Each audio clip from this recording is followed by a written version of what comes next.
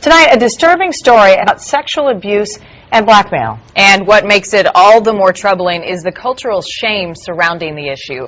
Here's Tom Lydon with the exclusive story of one woman who is breaking the silence. Tom?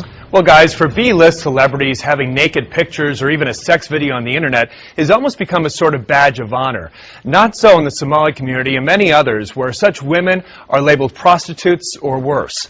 In fact, community leaders say what happened to the woman you're about to meet may be happening to hundreds of others, blackmailed with pictures of their own bodies. My culture and my country is very a shameful thing. She's a woman of enormous courage, concealing her identity but sharing her story about the man she met and fell in love with 3 months ago. A relationship she says ended when he drugged and raped her. He raped me, and then when I called him and asked him why you did that, he told me, if you talk or try to call the police, I will gonna show everybody to your videotape. He also took pictures of her naked. She soon discovered he was married with 3 children. And when she refused to continue the relationship, he began circulating those pictures at a local Somali mall where she works.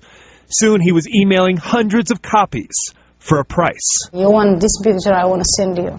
If you have $5, you can have this picture. And then last week, it all became too much for this young woman. The finger pointing, the whispers. And here at the Somali mall where she owns a small shop, she tried to take her own life by drinking bleach. Even when you are married, you're not even supposed to see the panty naked of your wife. Community activist Abdi Bihi says it's the same strategy used by human traffickers, blackmailing young women with naked pictures to keep them in a life of prostitution. This is worst shaming method of itself, a very modern way to keep a woman bondage. One night he bring his friend at my home and he told me, if you don't have sex with him, I will gonna send your pictures. This 25-year-old woman has now become a prisoner in her own home, afraid to go back to work, an outcast in her own community. She's sharing her painful story for one reason, because she doesn't want this to happen to any other women. Are you still ready to marry me? I said, no, I hate you. You kill me.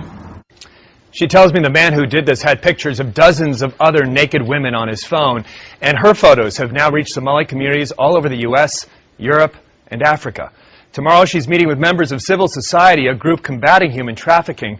They want her to talk to police to start a criminal investigation, because make no mistake about this, not only the rape, but also the blackmail, they're all criminal activities, and they need to be prosecuted. Problem is, she's one of the few brave enough to talk to police. Marnie, Heidi?